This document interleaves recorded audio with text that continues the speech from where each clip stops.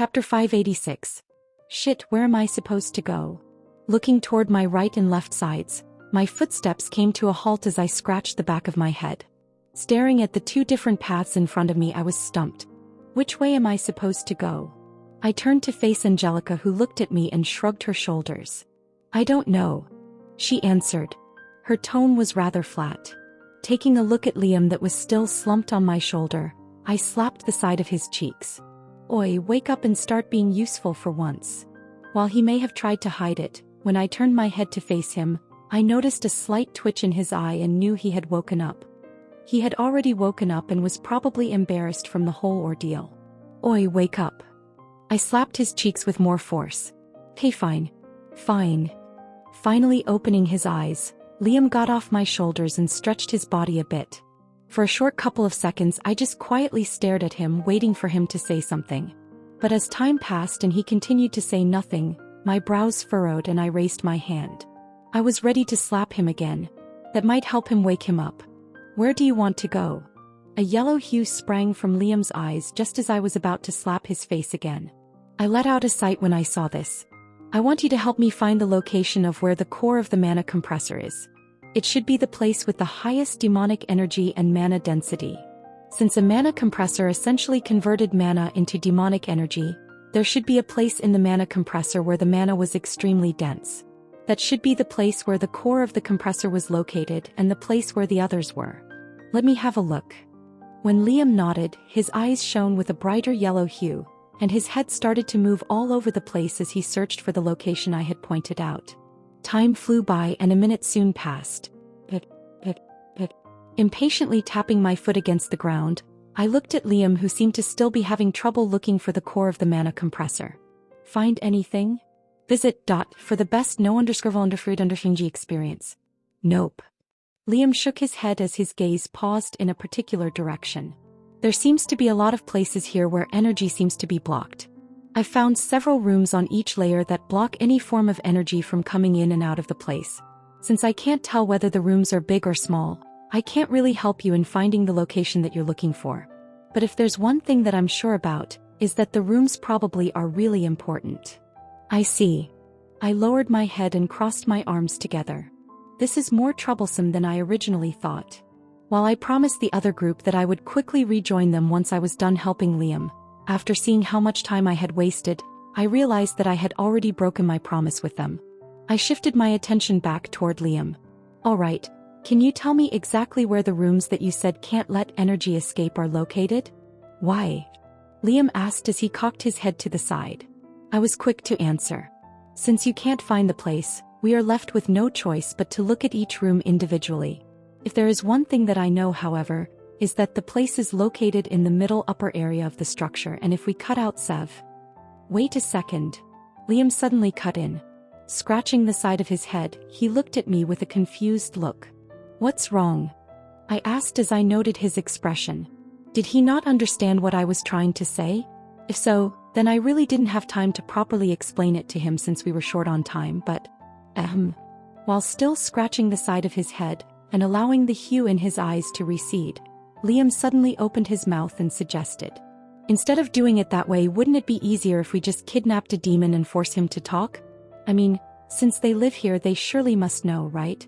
In an instant my body froze. Slowly, as I opened and closed my mouth repeatedly, my eyes began to open wide. I was genuinely at a loss for words at the moment as I ended up mumbling to myself out loud. How could I have not thought about that? I realized today what it meant when some said the hardest problems had the easiest of solutions. Let's go. Without second thoughts, I turned around and headed toward one of the tunnels. Liam, quickly tell me the location of the nearest demon. How strong? It doesn't matter.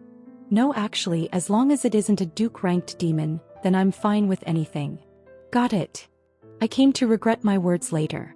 Light spilled from the sky as the clouds looked sparse, allowing the azure blue sky to spread all the way to the horizon.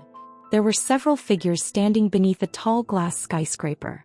An older figure received a small card from a skinny figure who appeared to be in his teens. Thank you very much, this is my business card, and if you would like to contact me, I will be available at any time. Brian, huh? The elderly figure stared at the card with a little bit of interest in his eyes. That interest didn't last for long, however, as he soon pocketed the card.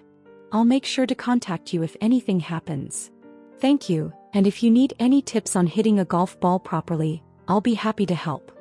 The skinny, youthful figure lowered his body and thanked the elderly figure, who burst out laughing. Ha!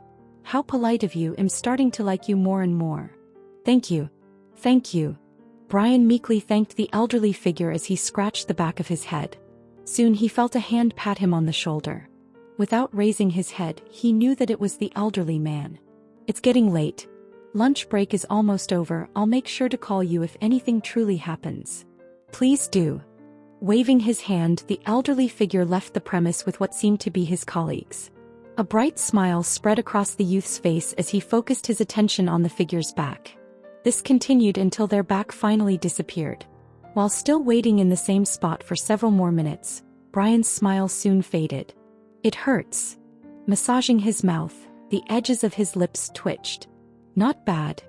A familiar voice echoed inside of Brian's ears. Without turning around, Brian already knew who the voice belonged to. Hemlock. It wasn't just his voice that gave him away, but the stares that were directed in his direction were also a dead giveaway.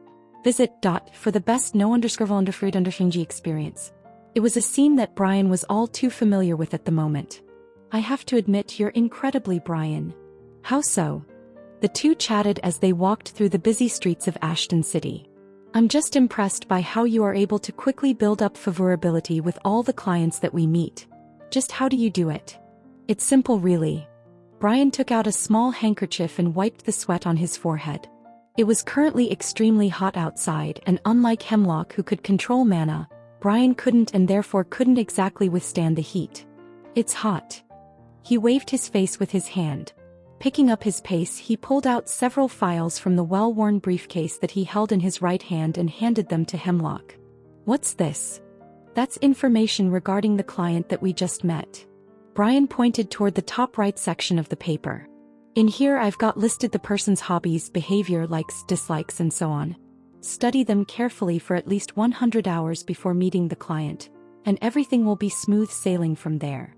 You call this easy? Hemlock stared at Brian with a baffled look on his face. Taking the papers back, Brian nodded his head. It is. To build a good impression with someone, Brian would spend a substantial amount of time carefully examining the person he was supposed to work with.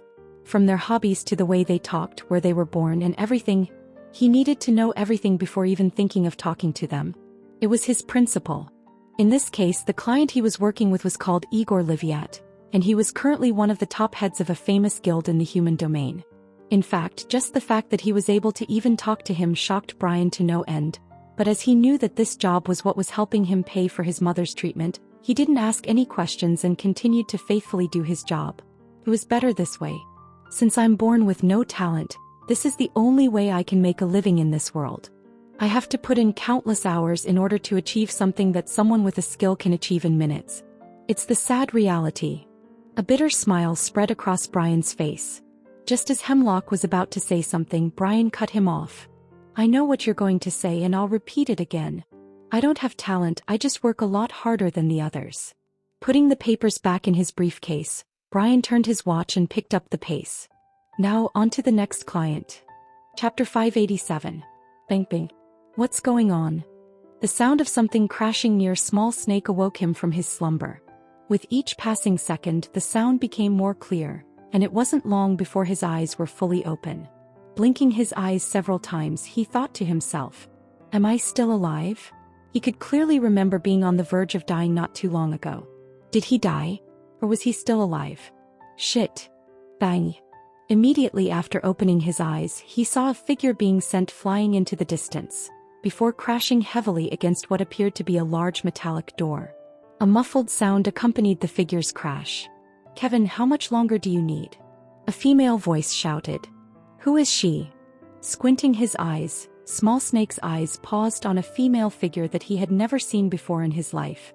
She had long auburn-colored hair and seemed to be rather beautiful. The way that she moved across the black marble floor seemed extremely nimble, and so were her attacks that looked extremely sharp. No, rather, she did seem familiar, but he just couldn't seem to recall who she was. Just buy me one more minute. Taking his eyes away from the female figure, Small Snake's eyes finally paused on Kevin, and it was then that he noticed a large red hue coming out from his body. The hue seemed to completely engulf the area they were in, making it extremely terrifying. What's going on? Blinking his eyes a couple of times, Small Snake turned his head slightly and finally spotted what seemed to be a demon. Demon. His groggy mind sobered up and he tried to lift up his body. Small Snake, you're awake. Feeling a hand press against his chest, Small Snake was shocked to see a couple of familiar figures rush in his direction. You guys. Small Snake. Visit. For the best no_underscore_underfruit_underfringy experience. Before he could speak anymore, he suddenly felt something hug his body tightly. Ryan. He was shocked to see that the person was Ryan, who seemed to have tears streaming from the side of his eyes. As he raised his head, he saw Leopold, Ava and Hein also staring at him. Their weapons were drawn out and formed a small circle around him. They were clearly trying to protect him.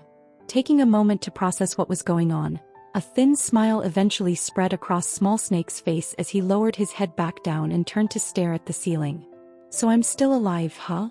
He may not have been sure before, but now he knew. He knew that he was still alive.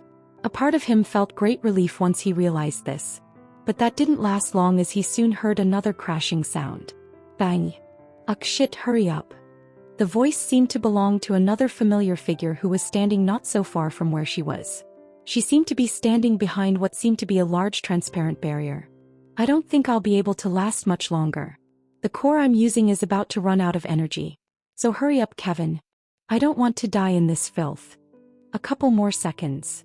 Kevin shouted while the red hue coming out from his body started to fluctuate wildly and the room shook alongside it. The demon, who had long noticed that Kevin was up to something, desperately tried to stop whatever he was doing, but regardless of much he tried, he would always get blocked by either the girl with the short swords, Jean, or Amanda. Ready. In the end, in spite of the demon's desperate attempts, he was unable to fully free himself from their attacks, and Kevin was finally able to complete his attack. Raising his sword behind his head, he took a step forward and appeared before the demon. In that moment, Small Snake felt as though time had frozen completely as the air around him solidified. The last thing Small Snake saw was the look of utter terror on the demon's face as Kevin's attack came crashing down on him and a bright red light enveloped the entire room. Boom. A terrifying explosion sounded out and Small Snake was forced to close his eyes. In the aftermath of the explosion, Melissa took several steps back and her face paled as the barrier shook uncontrollably. Fucking hell. Small Snake heard her curse coming from a meter away from him. Tin. Tin. Tin. Though faint, Small Snake could also hear the sound of small rocks hitting against the barrier that was protecting the area around him. Visit. For the best no_underfruit_underfringy experience. This persisted for a couple of seconds before it finally stopped. Opening his eyes, Small Snake was met with a large cloud of dust that soon settled down. At this point, he could clearly see the aftermath of the attack and saw Kevin as well as the others struggling to breathe. Their complexion was extremely pale and their clothes were a mess. Nevertheless, they appeared to be relieved as Kevin held onto a small black orb in his hand. I did it. Kevin weakly murmured as knelt down on the ground and observed the core in his hand. Taking another breath, he squeezed his hand together and the core shattered into millions of pieces. Crack. Seeing this, everyone sighed in relief and tried to regain some of their lost energy. That was much harder than I thought. Kevin's voice echoed throughout the surroundings. Patting his hand on his clothes, he cleaned the small pieces of the core he had in his hand. Although I knew that marquee-ranked demons were strong, I didn't think they would be this strong. For a moment I thought I was going to die. Tell me about it. Emma commented from a distance as she lay on the ground with both hands and legs spread apart. Not far from her were her two short swords. I don't think I'll be able to fight again. If another marquee-ranked demon comes, just know that I won't be able to help you. You're on your own. And you think I'll be able to fight? Kevin joked as he slowly stood up and turned to face one of the distant corridors. Now all we have to do is wait for Run and the others to come back. He told me that it might take a while, but I seriously think that if he takes too long, things will get quite troublesome for us. Their stamina was currently almost depleted. The same went for their mana, which was slowly recovering due to the aid of several potions. Nevertheless, they weren't enough to completely heal him into top condition, and Kevin knew this. especially since he was still suffering from the after effects of having used overdrive. At this moment his whole body was twitching uncontrollably. Since they were in no condition to fight, he hoped Ren would arrive before any demons could reach them. Fortunately, his hopes were answered, as not even a minute after he said those words, he was able to hear the sound of several footsteps heading their way. Is it this way? Furthermore, he could also hear Ren's voice. His complexion instantly brightened. The same could be said for the others as they slowly stood up. But as they turned their heads, they were confronted with a scene that changed their complexion, making their faces harden. Just a little bit more forward. You know that I will kill you if you are playing tricks on me, right? Spare me. Visit for the best no_underfruit_g experience. I'll think about it if you don't lie. Slowly emerging from the other side of the corridor, Ren held onto the back of the neck of a demon and dragged him across the floor. Coming from behind him were two other figures, but what was most shocking about the scene was not their appearance, but the demon that Ren was currently dragging with him. A marquee-ranked demon. Small Snake murmured as he, alongside the others, felt the pressure coming out from the demon's body. Recalling just how much they had struggled to defeat a marquee-ranked demon, and seeing just how Ren was handling one, Kevin and the others were left at a loss for words on how to react at the moment. Wasn't it a little bit too unfair? Oh, so that's where you guys were. Finally spotting the others, Ren's face brightened and he greeted them with a cheerful smile on his face. Have you resolved the situation? The first one to greet him was Kevin, who seemed to have somewhat recovered from the strange scene that he saw. Yeah. Turning his head, Ren patted Liam's shoulder. We somehow managed to defeat the demon he was fighting and finally managed to get back here. I see. Kevin nodded his head as he examined Liam, who was standing next to Ren. He appeared quite lethargic at the moment as he cradled the sword in his body and kept opening and closing his eyes. He seemed to be on the verge of sleeping. Extending his hand, Kevin pointed toward the demon that was being held by the back of his neck by Ren. Is that the demon that you two were up against? He asked while secretly swallowing a mouthful of saliva. This. As Ren looked at the demon, there was a brief silence in the room before he quickly waved his hand. No way. This is just a random demon that I picked up because I couldn't find a way to get to you guys. The demon that I fought against was way stronger than this one. Though he had already expected such an answer, the moment Ren's words echoed out, Kevin's shoulders slumped down and his head lowered. What's wrong? It's nothing. Weakly waving his hand, Kevin pointed toward the door in the distance. He was clearly trying to change the topic. How about we open the door for now? Chapter 588. What should we do now? After finally opening the door that led to the core of the mana compressor, I curiously looked around the room. The room we were in was rather spacious, about half the size of a football field. Over the room's black and earthy floor, which was covered by a thin white mist, were thick wires as thick as a tree trunk. As I traced the wires, my gaze paused at a small altar where a white orb rested, where a thin white mist floated from the top of it. It was clear to me that the mist was most probably caused by the white orb. Further adding on to that, an individual paying close attention would also notice that the mana around it was extremely thick. That's probably the area where the mana gets converted into demonic energy. Walking toward that area, Melissa carefully raised her hand to touch the mist. The mist passed through her fingers as she turned her head toward us. If my guess isn't wrong, we should be destroying this area. Got it. Listening to her words, Kevin walked up to where the white orb was and unsheathed his sword. He was rather decisive in following up on her instructions. I guess he must be eager to go back home. We were only a few steps away from returning home. All of us could return home as soon as the core broke, and he understood this. A red hue began to erupt from his body as he slashed down. Boom! A thunderous explosion reverberated throughout the surroundings once he slashed down. The mist scattered on the floor cleared away and the room started to shake. Coming into contact with Kevin's sword, miniature threads started to form around the orb, slowly expanding like spiderwebs. In the end, after the cracks spread, the orbs didn't completely break like Kevin had expected it to. This is tougher than it looks. Wiping the sweat that had accumulated on his forehead, Kevin raised his sword again and prepared to unleash another attack. Strange. My brows furrowed tightly while he was doing that. My mind was filled with a strange feeling at the moment. Kevin previously said that this was in ranked mission, and although it has now changed to rank, why do I still feel like something is wrong? Firstly, for an ranked mission this was a bit too hard.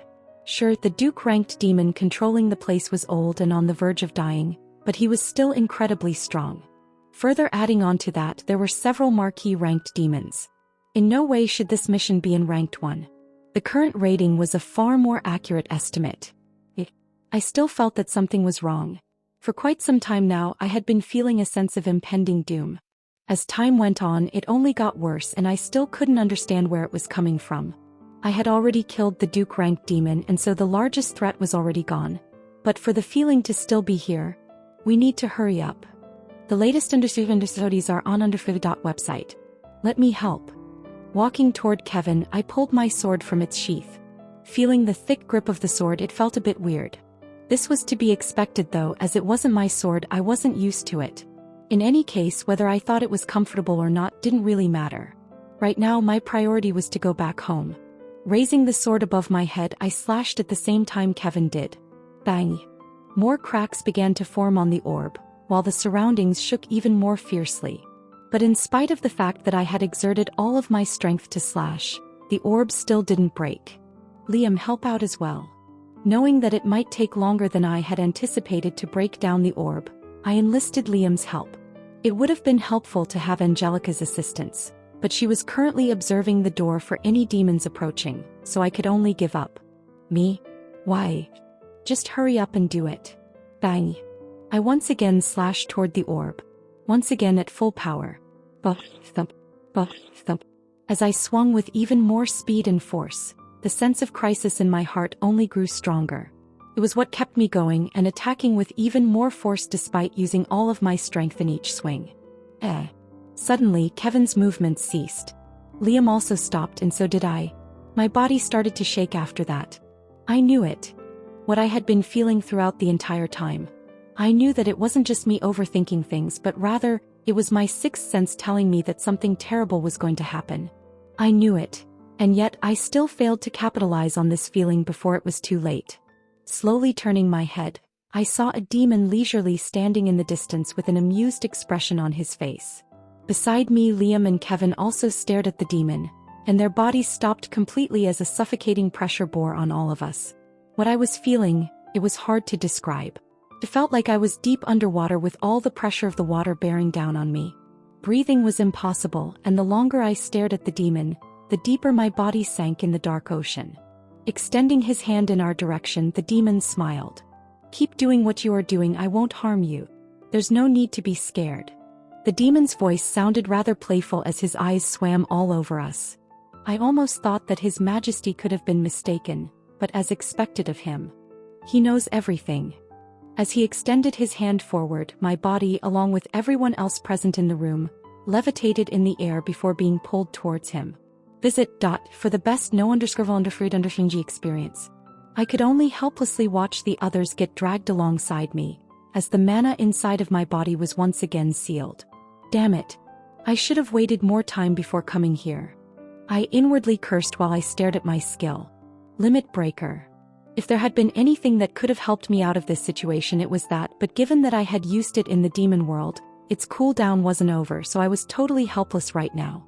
I could only helplessly watch as the demon moved my body in the air. What's with the scared looks? Didn't I already tell you that I won't be killing you? After dropping my body a few meters from himself, I landed upright on the ground. Besides me, the others were else in a similar situation as we were lined up together. Once everyone was dragged over, the demon's eyes swam all over our bodies. Then, with a soft and gentle smile on his face, the demon started to introduce himself. "Pardon my rudeness, let me introduce myself. My name is Magnus, the Demon King's retainer. I can't move." A tightly fitting tuxedo covered every part of his body, his black cascading hair falling gently to his shoulders, his pale and masculine face, moist cherry red lips and large horns. That was who the demon that stood before Melissa looked like as she had trouble moving her head or even breathing. Shit. A sense of impending danger loomed over her as his eyes swept over her body, before moving to the others who seemed to be in a similar situation. At this very moment, Melissa knew that they were all feeling the same thing. Helplessness. Just the strength and power that was coming out of the demon rendered her and the others helpless. He was strong. Too strong. How in the world were they ever going to get out of this seemingly impossible situation? Bah, thump, bah, thump. The rhythmical sound of her heartbeat echoed in her ears. What's with these scared looks? I already told you I'm not going to kill any of you. The demon's voice sounded rather pleasant to Melissa's ears. Compared to the other demons she met, she felt no malice in the demon's voice. That's bullshit. Nonetheless, Melissa could only scoff at the demon's words. She in no way believed that the demon would do nothing to them. The latest understudies are on website. Don't believe me? The demon suddenly smiled. Interlocking his hands behind his back, he calmly paced around them. I am here simply to report to His Majesty about your presence on this planet, not to kill you. Don't worry, I have already told him about everything and he will be here shortly.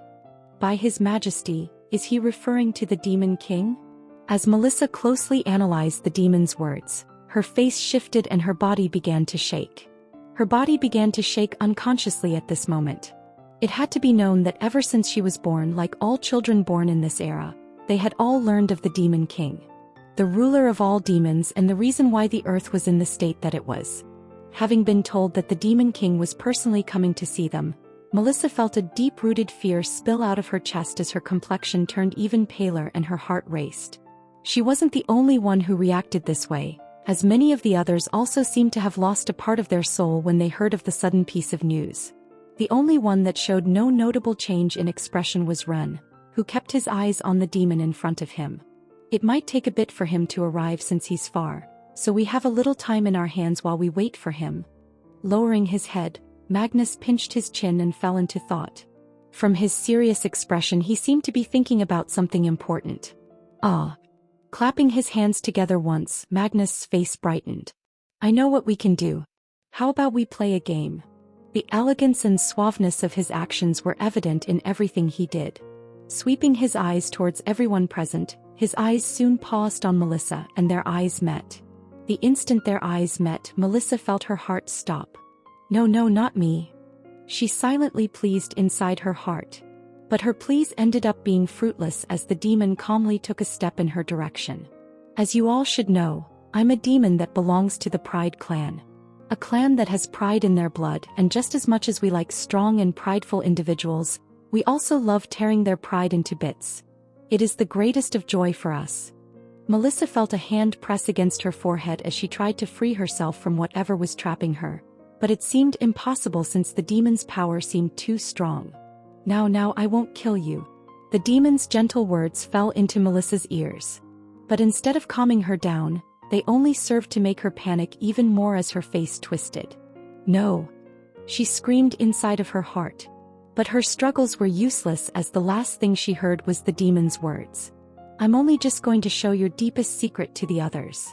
Everything went dark after that. Chapter 589. As I watched the demon place his hand against Melissa's hand, everyone's eyes turned white. What's going on? Their sudden actions startled me as I tried to understand what was going on, but before I knew it, my vision darkened and I was suddenly transported inside a dark space. Where am I? What's going on? Just like before, I couldn't move my body. I felt completely trapped.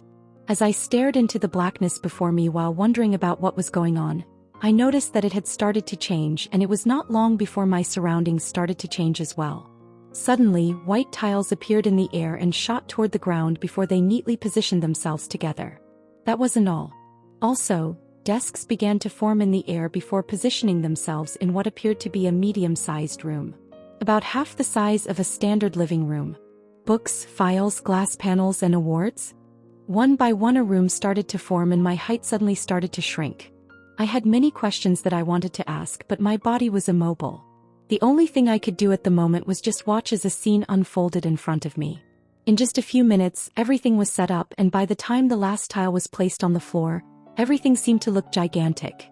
No, rather, it isn't the surroundings that are gigantic, but it's me. I came to this realization when I found that I was holding on to what seemed to be a small drawing that I couldn't quite understand. They looked like doodles, yet at the same time didn't. What happened to my hands? Most notable about the situation was the fact that the hands holding only the paper seemed to belong to a child. Their size. They weren't even a quarter of what my hands looked like. They were quite frankly tiny. The confusion within me only grew as time passed, but I didn't have much time to ponder over the matters as the door of the room suddenly opened. Click. A familiar figure emerged from behind the door. It only took several seconds for me to recognize the figure, and when I did, I was left in a state of shock. Octavius. He looked exactly the same as the Octavius I knew. But why was he here? What exactly was going on? Amidst my shock at Octavius's sudden appearance, I realized that my body was shaking. I felt a weird emotion surge from deep within. One that I couldn't quite describe. What was it? Excitement? Anxiety? Happiness? I wasn't exactly sure. Taking a timid step to the back, I hid the paper behind my back. All of the actions that occurred were not something that I could control, as the body moved on its own. Father. Opening my mouth, what sounded like the voice of a little girl escaped from my mouth. Father? Octavius.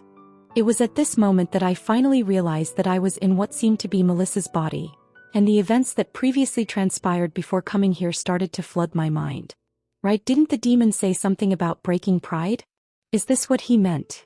When I realized that I was seeing her memories, I realized that perhaps everyone else was also seeing the same thing. This is bad. I thought to myself as I tried to move the body in any way. In an attempt to stop what was happening, I tried to come up with anything, but my efforts proved ineffective. It was simply impossible. What was even worse was the fact that I was forced to watch the entire thing as I couldn't close my eyes nor turn my body away. Father. The man's feet never stopped moving toward the desk that sat all the way across the room despite the girl's calls. Once he arrived at his desk, pushing the chair back, Octavius sat down on the chair and started to look through a stack of papers, completely disregarding the girl's existence. In the meantime, my feet gingerly headed toward his desk. Coming to the side of the desk and finally getting a glimpse of Octavius's side view, my head raised a little, until I was finally get a good look at Octavius's face. Once again I felt a weird feeling enshroud my body. This time I could make out what it was. Anticipation. The feeling that I was feeling right now was that of anticipation. Anticipation of him noticing me. But that never happened as 30 minutes soon elapsed. In the 30 or so minutes that passed, not once did Octavius ever turn to face me as I timidly stared at his serious features. In that span of time I could feel my feet start to hurt. Before I knew it, my body took a step forward and my little hand clasped onto his trousers. Let go. As my hand touched his trousers, Octavius's words echoed. Immediately I let go of his trousers. What do you want? Finally getting his attention, he lowered his head to stare at me. Those eyes. They are the same as now. Closely observing his eyes, I realized he hadn't changed since this event happened all those years ago. They were still as hollow and lifeless as they were now. Exerting more force onto the grip of the paper behind my back, my body shifted toward the right and left before I took out the paper and handed it to him. Visit for a better user experience. Here. I felt hints of shyness coming from my body when I handed him the paper. Clearly it meant a lot to the little girl. What's this? Taking a look at the paper, Octavius grabbed it and examined it for several seconds. A scribble? He asked. My head immediately shook. No. Then what is this? Some sort of molecular structure. Yes. A feeling of elation swept my body as my hands shyly twirled behind my back. A bright smile also spread across my face. Uncle Thompson told me that I just discovered something amazing and wanted me to show you. Oh. Taking another look at the paper, Octavius quickly lost interest and crumbled the paper in his hand. The smile on my face froze and my eyes blinked a couple of times. It was only after Octavius tossed the paper in the trash that everything finally sank into the little girl's mind as my head raised up. Don't disturb me with this nonsense again. Get out of my room. Before I could even reply, Octavius waved his hand and I felt my body shoot up in the air. Click. The door burst open and I shot toward the room's entrance. Click. With a loud sound, the door behind me closed shut and my body suddenly started to enlarge before I dropped to the ground. Itchy. Drip. Drip. I gasped for air heavily as sweat dripped from my face and hair covered my vision while they scattered on the ground where I lay. Every part of my body burned and I could barely move my muscles, but, again, My hand moved toward the right and tightly clenched what seemed to be a long pole. A spear, I thought. Feeling the grip of the pole, I used it to support my body up, and it was then that I was able to see where I was exactly. A training room. At the moment, I was standing in a white room with wooden tiles at the bottom. The room was surrounded by large glass panels, and from there I could see the reflection of a familiar figure. Is this really Melissa? Visit. For the best no_underscore experience. She looked nothing like herself, with wet hair falling behind her back, no glasses, and sweat dripping down her face. It was as if she had become a completely new person. Especially since the Melissa that I knew disliked exercising. How about it, young miss? Should we stop for now? Right then, my eyesight focused on a female figure wearing a black suit standing opposite of her. She had short black hair, an oval-looking face, a small nose, and large eyes. She was stunning. As she pointed the tip of a long spear at me, her heroic and charming figure appeared especially impressive. You look exhausted. It's best if you don't continue training. No. Melissa shook her head as I felt the grasp of the spear tighten. We're not stopping until I pass out. Taking a step forward, she charged to where the female combatant was and firmly thrust the spear in her direction. Her movements were rather smooth and sharp. In no time they reached the lady standing on the opposite end, but a casual swipe of her hand deflected Melissa's attack and redirected it toward the ground. Sloppy. The lady murmured before I felt a kick on the back of my leg and I dropped to the ground. Ugh. A small groan escaped my lips as I fell to the ground. My body seemed to have lost all of its energy as I dropped several times to the ground as I tried to get up. But in spite of my best efforts, I couldn't get up. Damn it, not yet. Give up, young miss. The lady from before spoke. Her words only served to incite a hidden anger that rushed out from within my body. Glaring at the lady, I spat through my gnashed teeth. I said, only stop when I pass out. Her threatening aura seemed to have worked somewhat, as the lady stopped insisting that she'd give up and just let her do her thing. As you wish. Taking a step forward, the servant disappeared from the spot before reappearing right in front of me. Her movements were lightning quick, and although I could react to them, my body couldn't, and was soon thrown all the way toward the other end of the training ground. Crash. My body quickly crashed against the walls. I had originally expected to feel some pain while I crashed against the wall, but to my surprise I didn't. It seemed as though we couldn't feel pain in this imaginary world. Nonetheless, I may not be able to feel pain, but I could still feel what Melissa was feeling. Frustration, anger, and resentment. Drip. Drip. With more sweat dripping from her forehead, I slowly raised my head and glared at the lady. Again. Chapter 590. Bang. I found myself flung all the way to the other side of the room once again as the training lady kicked me in the stomach.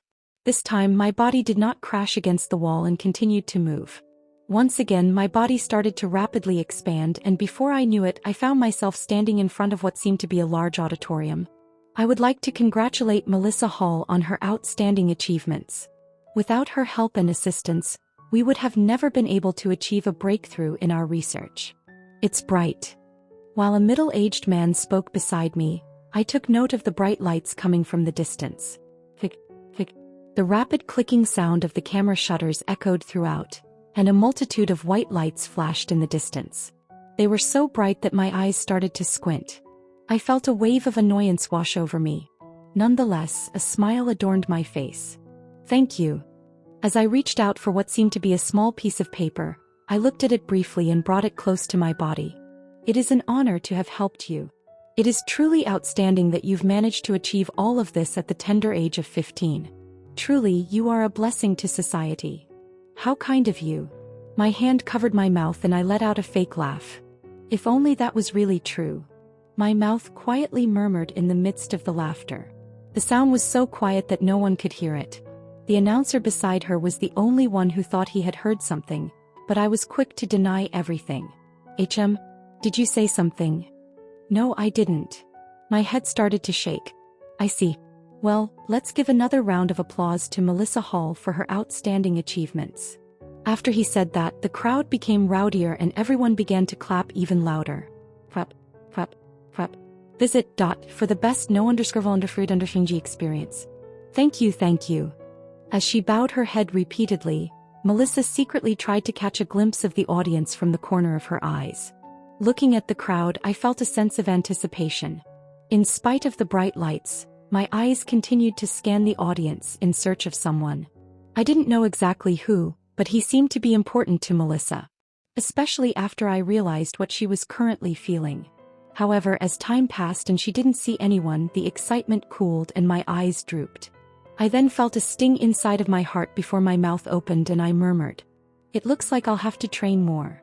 Following her words, the lights coming from the distance started to become brighter and brighter, and before I knew it, all that dyed my vision was the color white.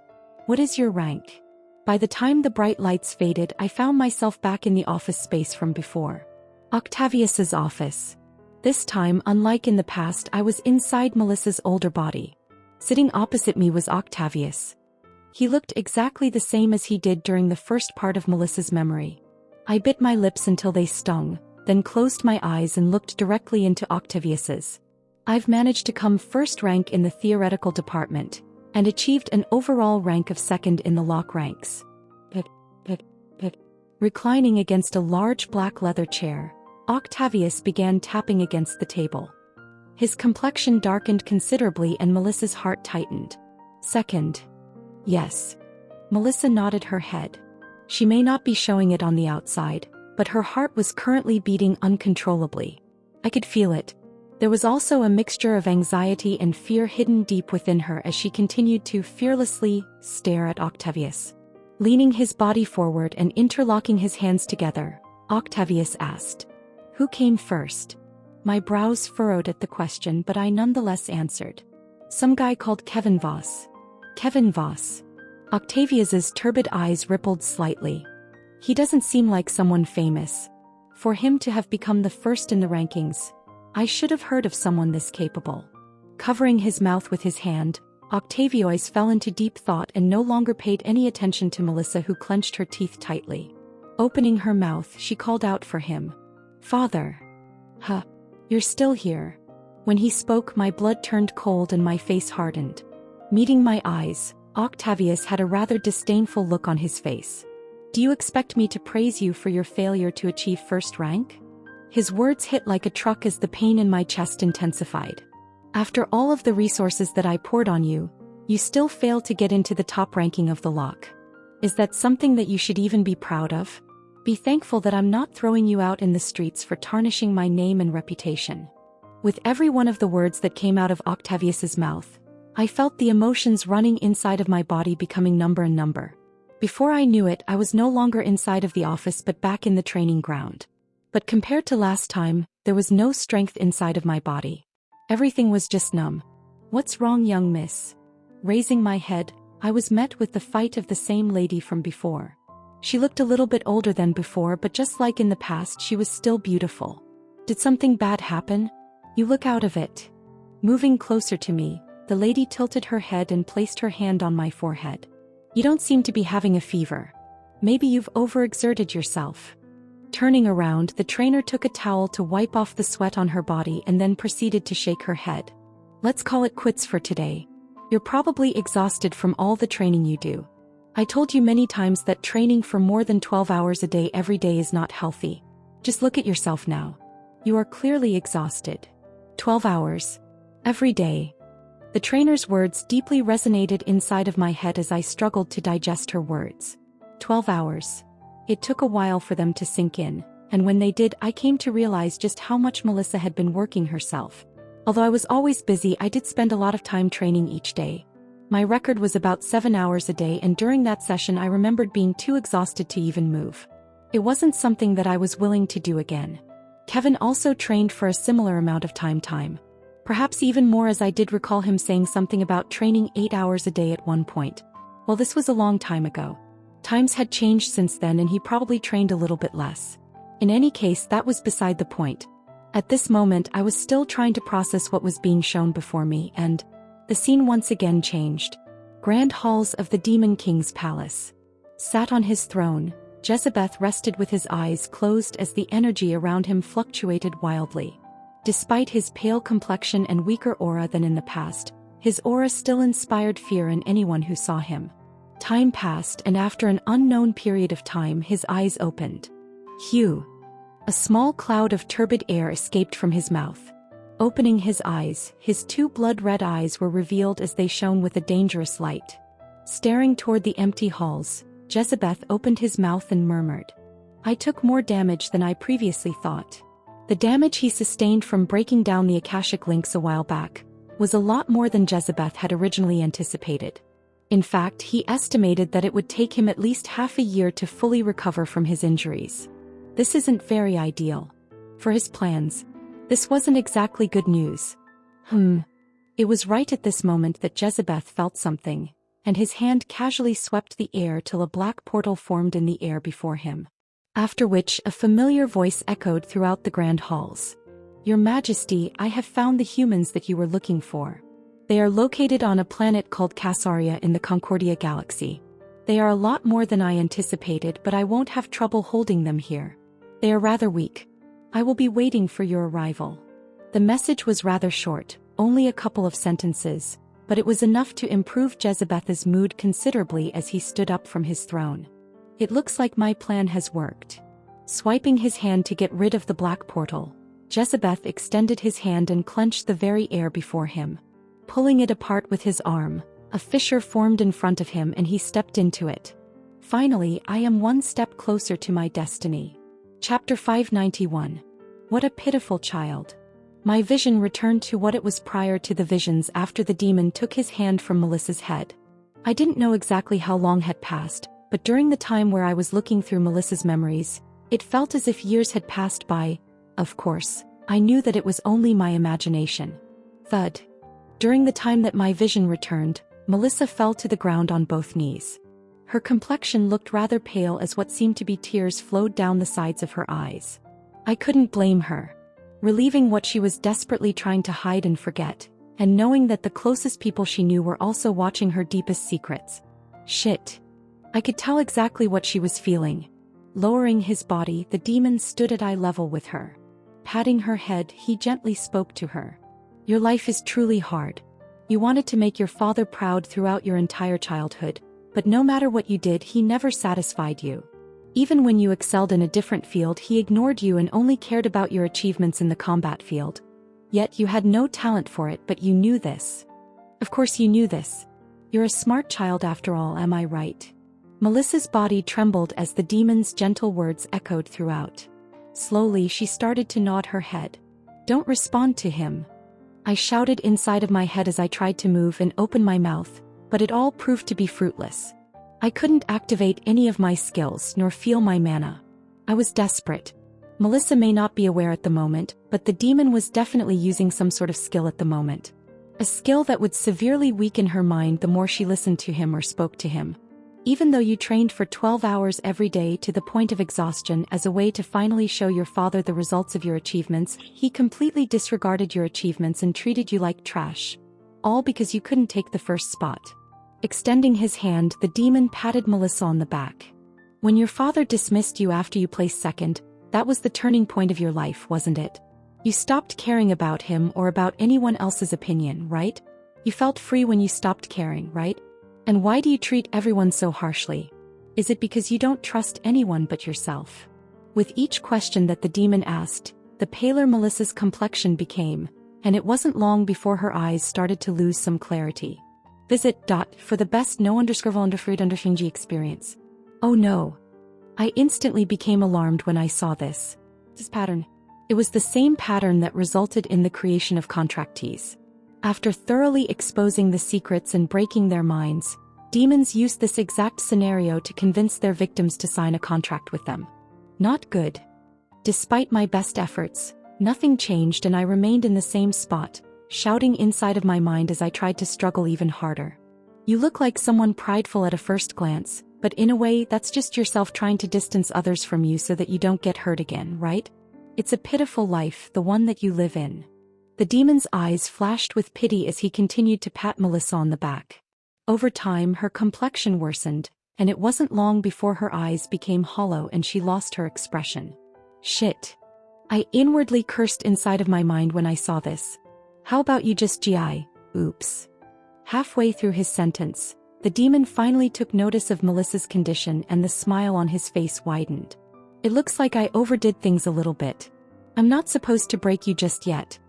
His Majesty might get mad at me if I do that. Standing up and no longer paying any attention to Melissa, the demon calmly patted his clothes. Then once he confirmed that there was no dust on his clothes, he turned to glance at Melissa one last time. While I feel that your father's methods are harsh, he wasn't exactly wrong about you being talentless. It's a pity that I'm tempted to make you sign a contract with me, but you're simply untalented from my likes, plus. The demon's head suddenly turned, and it was then that my eyes met with his. After looking through your memories, I've come to find quite a nice gem over here. One that I am very interested in making a contract with. Calmly taking a couple of steps toward me, the demon soon reached where I was standing and stopped right before me. Calmly analyzing my body, I was able to catch a glimpse of a strange twinkle in his eyes. While he analyzed my body with his eyes, I felt the back of my skin crawl. You're quite young, yet you seem to be extremely strong for someone your age. Not bad, not bad. The more he looked, the more he seemed to be satisfied with me. Taking his eyes away from me, he then turned his head and his eyes lingered on Liam's and Kevin's bodies for a bit. These other two seem to also be quite the talent. It's quite hard to choose between the three of you, so, how about we continue our little game? Turning his head to once again face my direction, the smile on his face became even more sinister and his hand raised toward my head. No.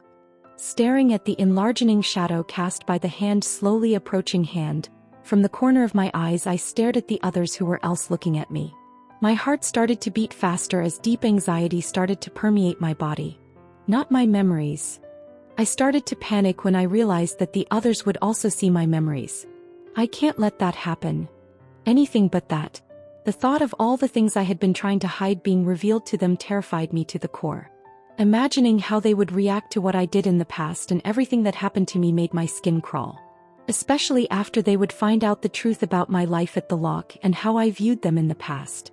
But I was helpless at the moment. No matter how hard I tried, I couldn't resist the demon's hand as it soon reached out for my head and grasped it tightly. Sleep tight. Everything went dark after that. Is it happening again? As Kevin walked past a paved driveway toward an area surrounded by iron gates and fences, he passed a small wooden chapel. Just like before with Melissa, he could not control his body as it slowly headed toward the back of the chapel. Are these Ren's memories? Recalling what had happened before and how the last memory he had was the demon grasping Ren's head, Kevin could make out what was going on at the moment. He felt a burning rage rush from deep within him as he thought of what the demon was doing. Bastard. Kevin's anger grew as he remembered Melissa's state a few seconds ago. Remembering her helpless and broken state, Kevin felt his emotions run wild. He called it a game, but this felt like no game to Kevin at all. The latest understudies are on underfood.website. In the midst of his rage, Kevin suddenly found his mind turning blank as his body moved past the chapel and he was able to catch a glimpse of what lay behind it. Cars lining the road, a black hearse, pallbearers carrying what seemed to be 3 different caskets, mourners seated in chairs or standing in a clump, a religious leader praying or reading passages of scripture, fresh flower arrangements, and several people dressed in black standing with their heads lowered. A graveyard. The sight left Kevin in a state of confusion as the body continued to move forward. Approaching the graveyard, Ren's movements were rather slow and unhurried. He seemed to be rather relaxed at the moment, as though the scene in the distance had nothing to do with him. He was acting drastically different from the people in the distance who were mourning and crying. They looked somewhat familiar. Kevin couldn't quite make out the features of the individuals in the distance, but as he paid attention to them, he felt that they were quite familiar to him. Rather extremely familiar. Unfortunately, he was unable to get a proper look at them as Ren's body moved toward where 3 carved headstones stood. What's going on? It was at that moment that Kevin suddenly felt a heart-wrenching pain engulf his entire being as Ren's feet came to a sudden stop and he grasped his chest with his hand. Soon his body started to tremble uncontrollably. Not now. Ren's voice echoed out as he took a step forward. Eche. Each step that Ren took felt as though a piece of his entire heart was being ripped into pieces. It was suffocating. The closer he got to the headstones, the harder it became for him to walk. Eche. As his breathing got harder, so did his vision, which became increasingly misty. Staring at the tombstones in the distance, Kevin found that Ren's whole body was trembling. He was becoming increasingly unable to bear the pain inside of his heart with each step he took, as he had to force himself to stop several times. What is this pain? Feeling the pain that Ren was going through, Kevin didn't know how to react.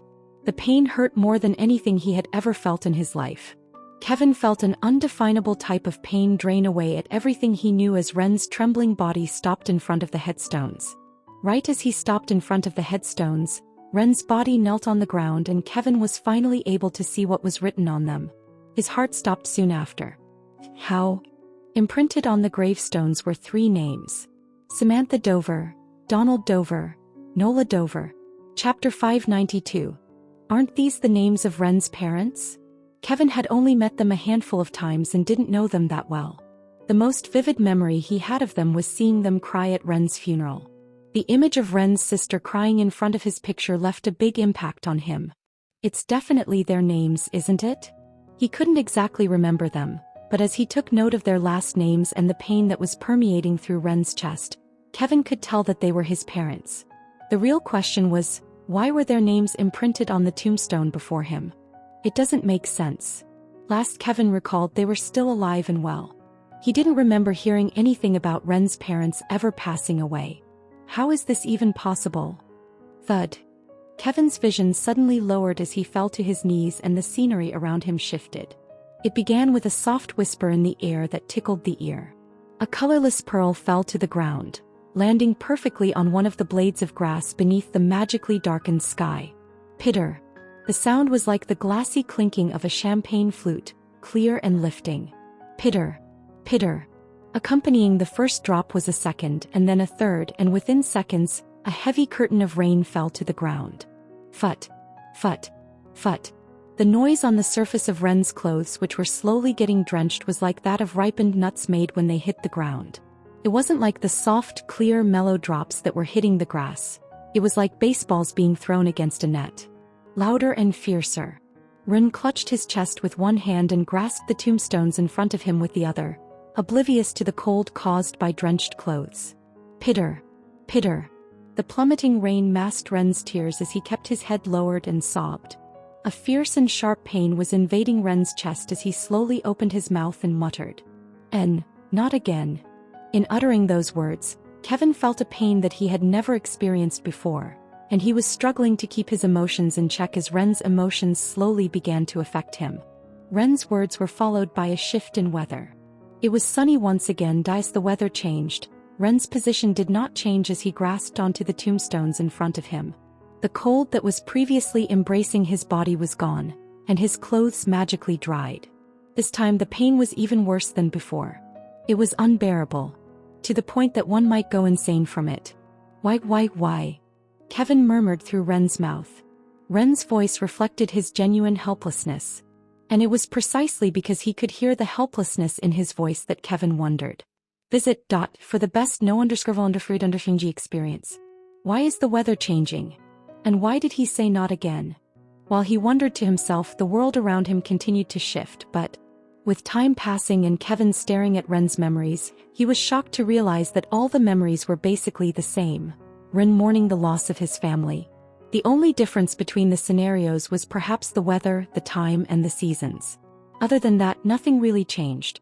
It was the same funeral scenario being replayed in front of him over and over again. So Kevin thought until the scene changed again and something suddenly occurred to him. The pain.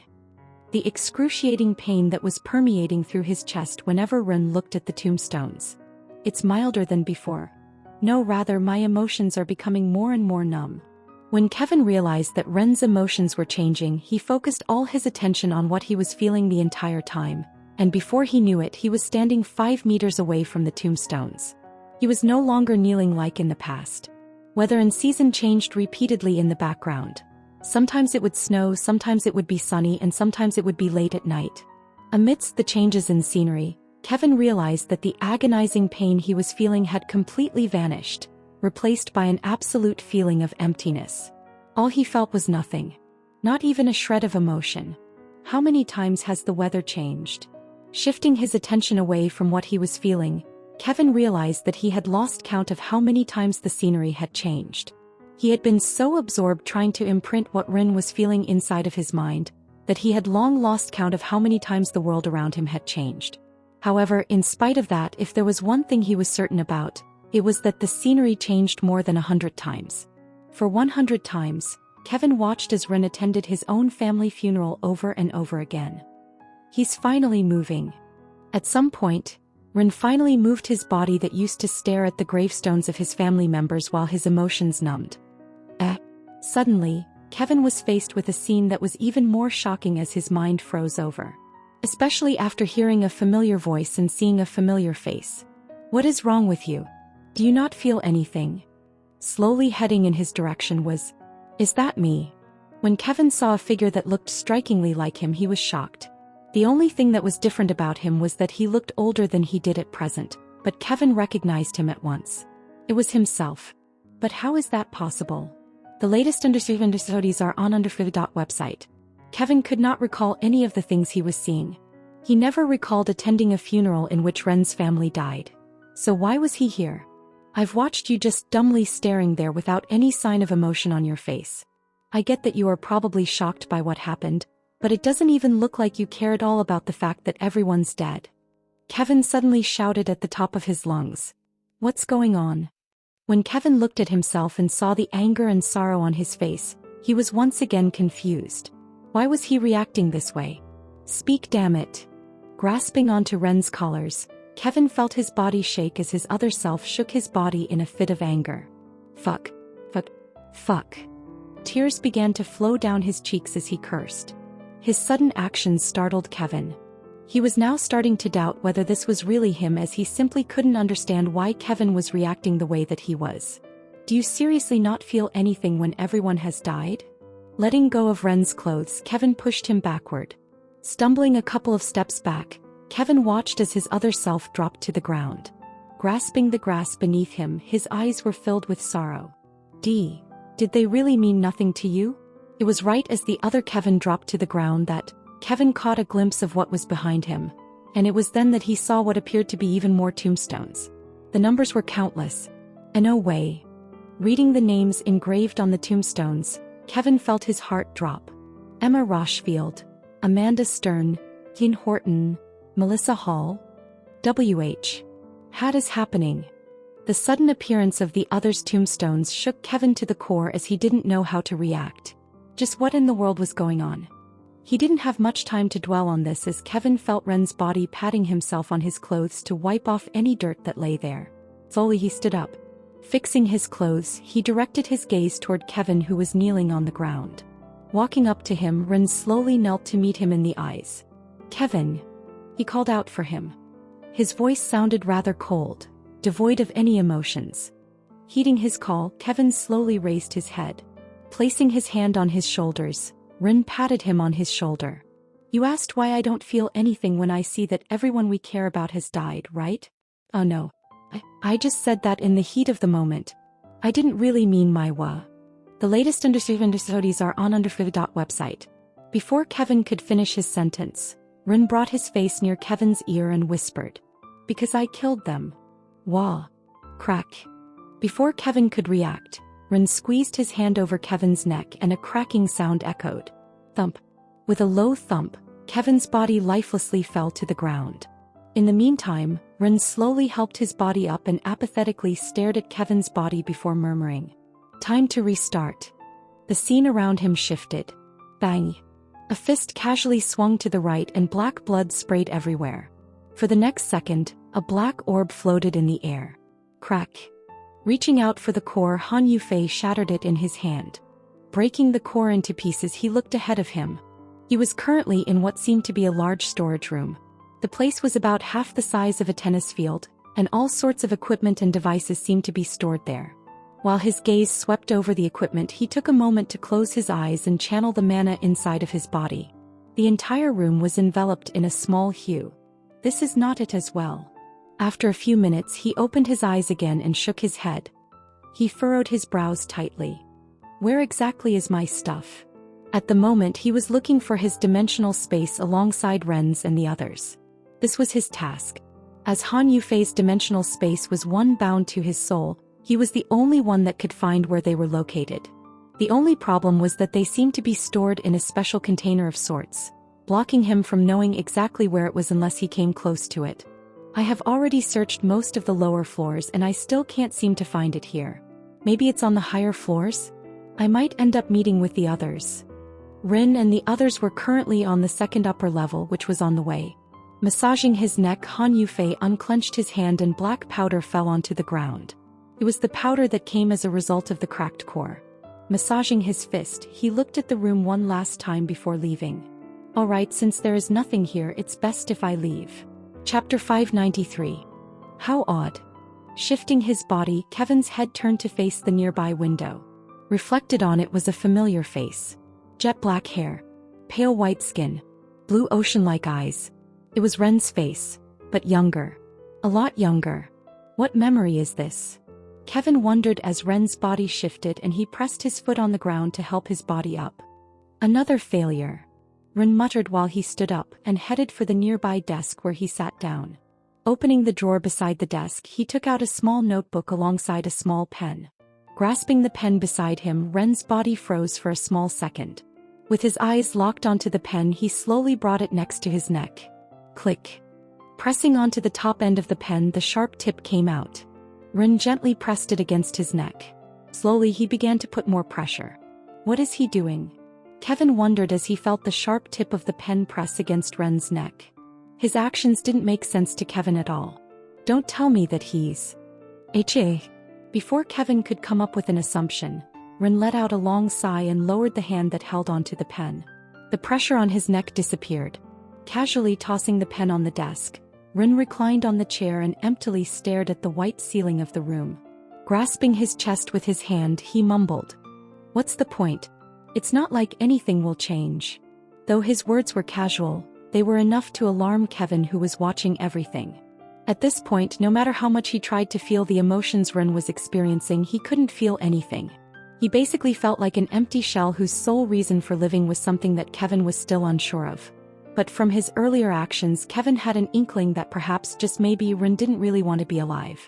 It was as if something was stopping him from dying. Or maybe he was just overthinking. But as he thought back at the moment he pressed the pen against his neck, Kevin was left uncertain about his theory. Leaning his body forward, Ren grasped the pen he had thrown on the table and opened the book. Visit. For the best no_underfruit_g experience. He then began to write something. Conclusion of Trial 209. Upon killing everyone that Kevin held dear, he fell into a state of emotional turmoil. Assessing the situation, I decided to terminate the loop. Based on my calculations, the possibility of him defeating the Demon King was beneath 1%. It wasn't worth continuing. Reading through what Ren was writing, Kevin felt his blood freeze. Chills ran through his body as he had a hard time processing what Ren was writing. It can't be right. Kevin wanted to remain in a state of denial, but he knew that everything he was seeing was real. There was no point in his denying anything. He had already figured everything out after connecting the dots from his vision. Yet a small part of him still wished that this was not true. But he knew that it was only wishful thinking on his part. This may not be the Ren he knew, but he was still nonetheless Ren. A stinging pain started to quickly spread across Kevin's heart. Why?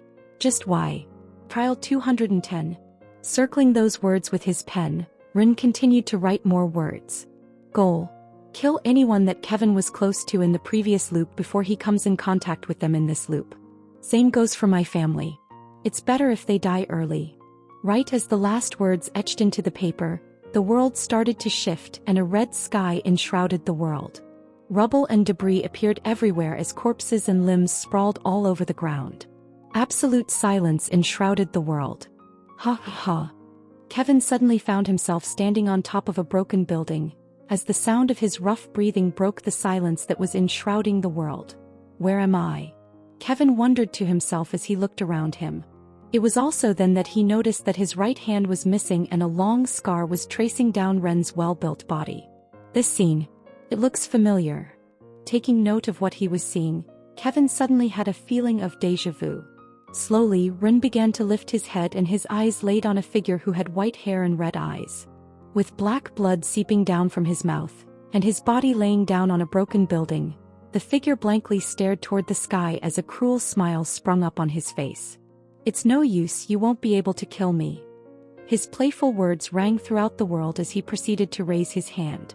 The moment he raised his hand, the world seemed to have come to a standstill as demonic energy gathered towards the palm of his hand, forming a small ball the size of a basketball. "Stay put." Before the black orb could fully form, Kevin felt his hand rise before he motioned downward with it. Prick, prick. Under the red-eyed figure, cracks formed as the ground crushed against his body, resulting in a crater to form. It didn't matter how powerful the impact was, the red-eyed figure was completely unfazed as he gazed in his direction. The red-eyed figure's smile only deepened as their gazes met. Opening his mouth, he muttered, "Stop with your useless struggle. I've already won." "Shut up," Rin replied as the area around him pulverized into bits. The gravity around him started to warp and the buildings in the distance crumbled. Rumble, rumble. His power was overwhelming. While Kevin suddenly felt his body turn, he was once again shocked to see a figure resembling himself standing in the distance, and it was right there that it finally hit Kevin. This scene. "Your turn." With the palm of his hand motioned downwardly, Rin kept the other figure in check while he looked toward the other Kevin. However, it was painfully obvious to Kevin that his power wasn't enough to contain the other figure for long as he felt his hands start to shake. "What are you waiting for? End him." Kevin felt Ren's mouth open once again as he urged his other self who was standing in the distance. His voice sounded a little bit more rushed this time. Staring back at him, the other Kevin's lips trembled after glancing at the red-eyed figure and then looking at the world around him. Is this the outcome that you wanted? What are you talking about?" Rin replied back. His brows furrowed tightly and his voice became even colder. Visit for the best no_underfruit_underfingy experience. Clenching his teeth, the other Kevin pointed towards the distance. "Take a look at the world. It's completely destroyed. Almost all of humanity has been destroyed because of your actions, and yet you don't seem to care?" As the other Kevin's fists clenched tightly, his voice rang throughout the world. "For the sake of killing him, you decided to sacrifice the whole of humanity. What's the point of killing him when there's no one left? What's the fucking point?" Quietly listening to the other Kevin's words, Rin slowly opened his mouth to say something. Matching his mouth, Kevin spoke inside of his mind. "Because I don't care. Because I don't care." It was at this point that Kevin finally understood why he felt a sense of déjà vu before. This scene. It was the same scene that he saw in his vision. He could clearly remember each word that was about to be said. "You don't care." A powerful red hue suddenly erupted from Kevin's body. While the hue that sprang out of his body was very faint and almost invisible, the pressure it released was nothing to laugh at. "You don't care about the fact that because of your actions humanity is on the verge of extinction? What are you doing?" Ren's dull voice echoed throughout. The other Kevin pressed his palm to the space next to him and replied, "Something that I should have done the moment I remembered everything. Plike, plike, plike, plike, plike." To Ren's shock, black chains suddenly sprung up from the ground and Kevin felt them clasp onto his limbs. For the first time in a long time, Kevin felt Ren's face crack when he looked at the other Kevin who was looking back at him. "What do you think you're doing?" Kevin raised his hand and felt his body try to move, but no matter how much force he applied, he couldn't move. A complete seal had been placed around his body's mana. Realizing just how much of a predicament he was, his voice raised. "What did you do to me?" Ignoring his words, the other Kevin turned to look at the other white figure who was watching the scene with an amused look on his face. Although he was also on the verge of death, there was a triumphant look on his face as he looked at Kevin and himself. "It looks like it's going to be another failure." Clenching his teeth, the other Kevin proceeded to ignore the figure. Kate. Stumbling forward, the hue around the other Kevin's body slowly started to fade as his figure paled. Taking note of his sudden actions for the first time in a while, Kevin suddenly started to feel emotions spring out inside of Ren's body as he opened his mouth and screamed. "Kill him now, end this now. End it. You know full well that you're the only one that can stop him. What are you waiting for?" Desperation. That was what Kevin felt as he felt his mouth open and scream. "It's always the same with you." Taking one more step forward, the other Kevin's feet came to a pause a couple of meters away from Ren. Their two eyes met. Plike, plike, plike. As he walked, Kevin felt the chains wrapping around his body become more and more numerous, before they completely wrapped his body. Seeing that his words couldn't reach the other Kevin, Kevin realized that Rin had stopped shouting and the previous emotions that were erupting from within him completely disappeared. Lowering his head and glaring in the other Kevin's direction, Kevin felt his mouth open. You think this will be enough to stop me? I don't know. The other Kevin shook his head. But we will find out soon. At least for now, you won't be able to do anything. Spurt. Raising his hand, the other Kevin suddenly pierced right through his own chest. Instantly, blood leaked out of his body. Staring at the other Kevin, Kevin felt his voice grow colder. Howdy. The moment Kevin's life slipped away, the world turned white and everything crumbled. It wasn't long before darkness once again returned. Clank. Plike. Plike. Amidst the darkness, the only sound that echoed was the sound of chains rattling. What's going on now? Kevin wondered to himself as he gazed into the darkness before him. The darkness continued to persist for longer than Kevin could imagine as he soon began to lose track of time. Why isn't anything happening? Am I still in Ren's body? How much time has passed? Why aren't you moving, Ren? Do something. In the course of time, Kevin gradually lost himself as the silence and darkness became unbearable. The more he thought, the crazier his mind became. Please stop this. In no time at all, Kevin's rationality started to crumble. In particular, Ren's feelings were synchronizing with his own. The world seemed so dark and lonely. A little more time passed and Kevin had long since stopped speaking as he just stared at the darkness along with Ren. As far as he was concerned, it was all he could do. Be. A buzzing sound echoed amidst the silence and Kevin felt Ren's head raise. An orb. Coming into his sight, Kevin spotted a white orb in the distance. His mind, which was on the verge of collapse, reanimated a bit as Kevin kept his eyes locked on the orb. What's that orb? Slowly, the orb approached their direction. Kevin didn't know how long passed, but it wasn't long before the orb stopped before them. Taking a glimpse of the orb, Kevin was suddenly taken aback. There's something inside of the orb. It was faint, but Kevin was able to see something reflected on its surface. Trying to take a better look at it, he was soon shocked by the scene that he saw. Rin. It was once again Rin. This time, however, he looked normal. Too normal. He wasn't anything like the Rin he knew. At least, demon-wise. Slowly, he began to watch as Ren's life unfolded. It first started with him attending the lock. Sama class as he was, same seating, but the way he acted was different. He sat alone in the corner, never speaking with anyone. As time passed, Kevin was surprised to discover that some events he knew never happened. There was one instance where Rin mumbled out loud the solution to one problem scientists were struggling with. Something about mana poisoning in beasts. That scene never happened. Slowly, the scenes began to change, and it wasn't long before the Hallberg incident arrived. An incident that Kevin clearly remembered. That's the incident where I got a proper look at Ren's pal? His words were suddenly cut short when he saw Rin get stabbed in the heart by a black-clad figure attacking their mansion. Staring at Ren's body, which was lifelessly laying on the ground, Kevin had trouble processing the scene. Before he could say anything else, the image on the orb disappeared, and Rin suddenly opened his mouth. Ha, ha, ha. A hollow laugh escaped from his lips as his fare covered his face, blocking Kevin's vision. I knew it. Seconds after his laughter rang out, the orb glowed once more and the scene restarted. Hee. Rin once again laughed in a brittle manner. The laugh didn't last for long as he soon stopped laughing and he proceeded to gaze at the orb. Is this what the chains are about? Trying to stop me from regaining my memories while you continue to struggle to defeat the Demon King. Letting out another laugh, a rattling sound echoed out. Plike, plike, plike. As if I'd let you. Slowly, Rin brought his hand toward the orb. Closing his eyes, he softly mumbled. Memory manipulation. Immediately after uttering those words, Kevin watched as black threads sprang up from the ground before covering the entire orb. Chapter 594. Coming out from beneath, the black threads gently wrapped around the white orb. Opening his eyes, Kevin felt his mouth open. How should I start? Ren's voice echoed throughout the dark void.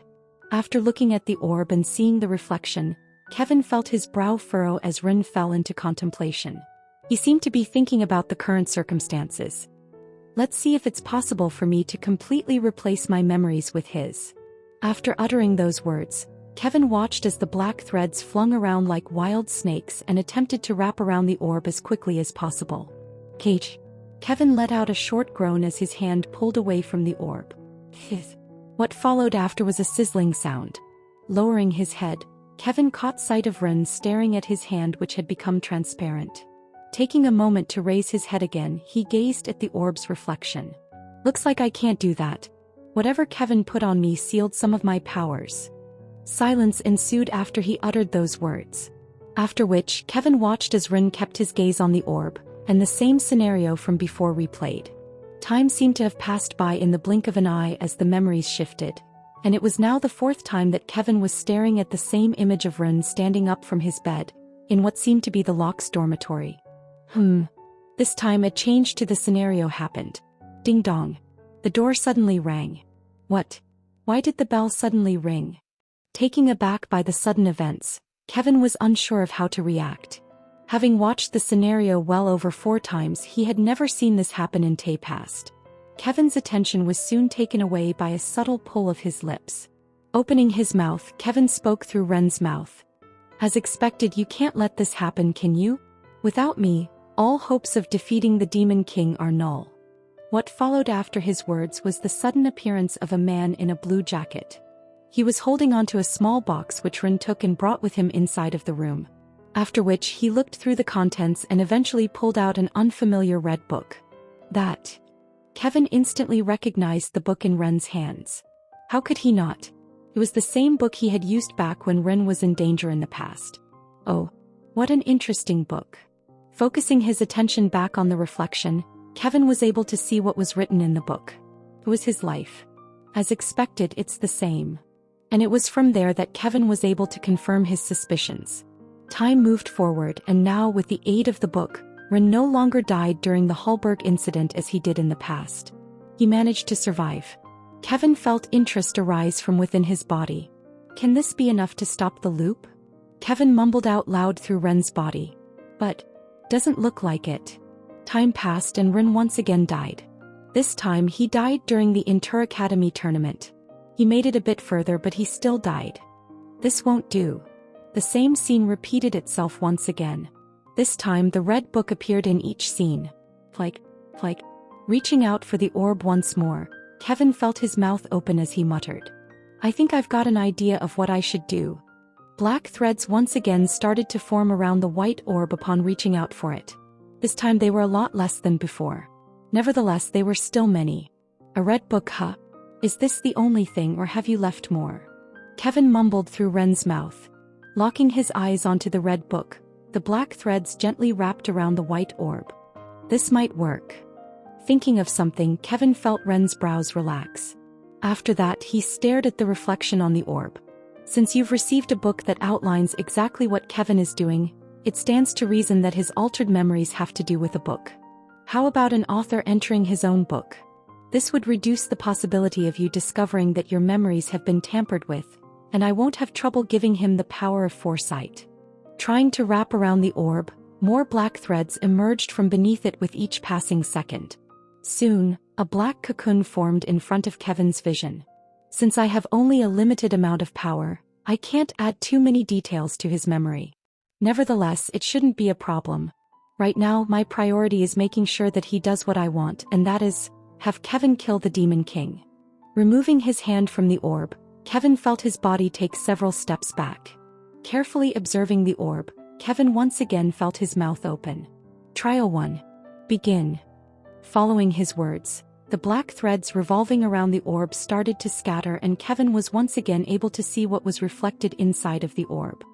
It's different. It was from this point that Kevin noticed that compared to the previous versions of the loops, Ren's actions were different. Rather, they were far too different from that of the Ren he knew. What is he doing? Going around places collecting all sorts of items, and interfering with certain events in the past such as the Hallberg incident, the Inter-Academy tournament. Kevin watched as Ren slowly started to get more and more powerful. Soon his name became known by everyone in the world and he was hailed as humanity's savior. Only for everything to go dark and the loop to restart out of nowhere. What happened? Kevin wondered to himself as he continued to gaze at the orb. Why did the loop suddenly restart? Rin was definitely extremely powerful. Another failure. Halting his thoughts, Kevin felt the top ends of his brows furrowed tightly. While he opened his mouth, Ren's voice echoed throughout the dark space. He got greedy and his meddling resulted in Kevin becoming weak and eventually dying. A short oversight on my end. What? He placed his hand on the orb once again. Trial 1 failure. Subject meddled too much, resulting in Kevin and the others becoming too weak and inevitably leading to his death and their death. Black threads once again rose from beneath the orb, wrapping around it. Trial 2. I need to make a change in the subject's personality. If he is too smart or ambitious, he will derail from the plotline I have set up for him like the last trial. For that to happen, I decided to make some adjustments to his previous life personality. He will come from a world where magic does not exist, and is a total loser that is rejected by society. His only ambition will be to live a happy life, and in order to do that, he must make sure that he thoroughly follows the plotline. Having him adopt this mindset, I will be able to better control his actions. The more Kevin felt his mouth speak, the more the black threads that emerged from the ground. Like. The rattling sound coming from the chains became more intense as time passed. But that's not enough. His actions for growth will inevitably lead to a change in the plotline. A pawn is necessary. One that would force him into the specific route that I want him to go. Like. The rattling sound coming from the chains became more and more powerful with each passing second. It was clear to Kevin that Ren was nearing his limit. Lastly, I need to ensure that he stays alive. Coming from a world without magic, he will be inexperienced and will have a high chance of dying. When the time comes, I need something to make him more decisive. The only thing that comes to M.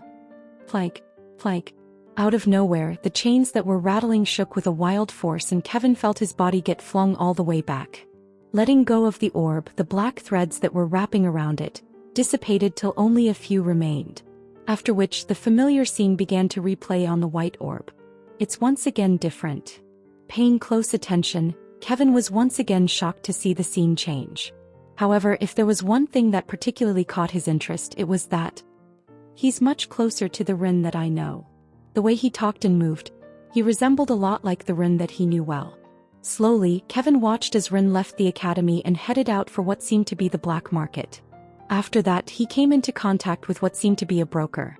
Talking with him for a bit, he proceeded to head to a dungeon facility. And it was then that Kevin felt his body move once again. Followed by the rattling sound, Kevin felt his hand press against the orb. Red desolation. He only said 2 words, but it was enough for Kevin to understand what they meant. That's the name of one of the ranked dungeons on the list. Most shockingly, Kevin watched as Rin chose that exact dungeon. There were sand dunes everywhere and the land was cracked. Marching through the dungeon, Kevin watched as Rin fought against monsters and trained himself. It was only after a while that he spotted several people lying down on the ground in the desert. They seemed to be a mercenary group. In an attempt to help them, Kevin watched their bodies eventually start to convulse and they ended up dying. Mindbreaker curse. Familiar with the symptoms the mercenary group experienced, Kevin was able to tell with a glance how they died. And it was then that he came to the conclusion that there was a demon inside the dungeon. Rin also came to the same conclusion, but before he could do anything about it, a sandstorm engulfed him. The only thing Kevin saw in the orb was an endless amount of sand. Kevin was once again able to see what was happening only after Rin entered the eye of the storm. A massive castle appeared in the distance at that point. What is he doing? Shockingly, Kevin watched as Rin approached the castle and entered. Why did he enter the sea? Good. Cutting Kevin, he felt his mouth open as Ren's voice echoed. What good? His words caused Kevin to be even more confused. Visit for a better user experience. Before he could even make out what was going on, Kevin spotted a black humanoid figure sitting on a throne. Staring at Ren with an amused look on his face, he began to toy with him. Ren did try to put on a struggle, but it only ended in enraging the demon more. Make it stop. Unable to stand the scene, Kevin wanted to take his eyes away, but he physically couldn't. This wasn't his body. In the end, Kevin could only watch as the demon toyed with Run till he died and the loop restarted. After that, the loop repeated once more and Kevin watched the same thing happen again. Training in the dungeon and dying right after, repeat. This was repeated 5 more times. Fortunately for Kevin, as this was a memory, he only saw short glimpses of them. Why aren't you doing anything? Regardless, he still couldn't stand seeing the same scene of Rin getting tortured over and over again. Do something. Just as Rin was once again about to die, Kevin finally felt his mouth open. It took a total of 5 loops in order for me to recuperate some of the energy I lost, and memorize all of the demon's movements. Placing his hand over the orb, more black threads shot into the air and wrapped around the orb. Finally, Kevin saw something change. Target likes to play with his subjects. The key is to pretend you don't work anymore and attack his core right when he loses interest in you. Exactly as he uttered those words, Kevin watched as the same scene unfolded.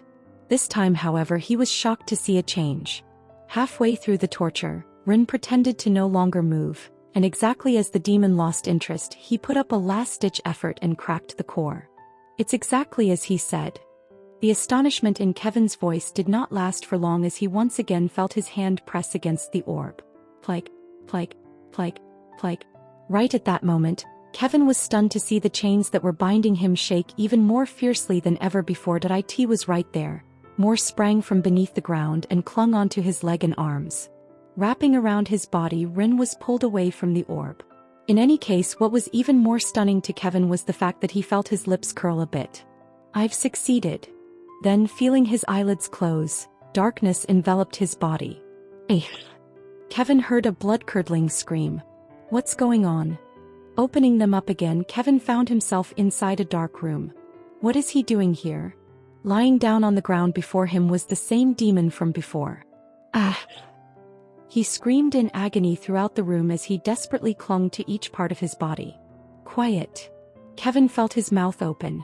In the instant that his words rang out, the demon that was lying down on the floor stopped speaking.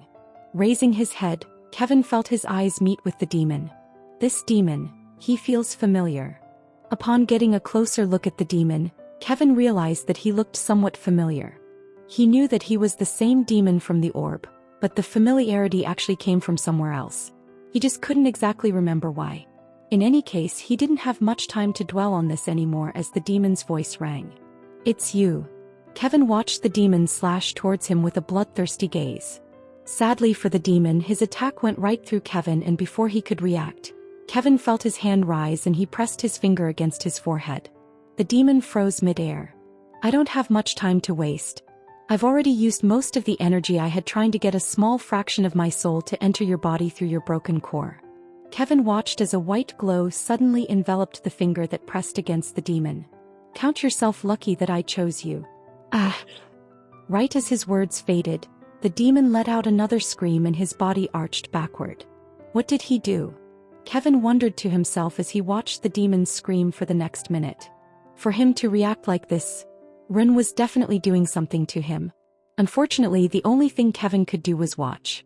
The memories didn't allow him to understand what Rin was thinking or doing.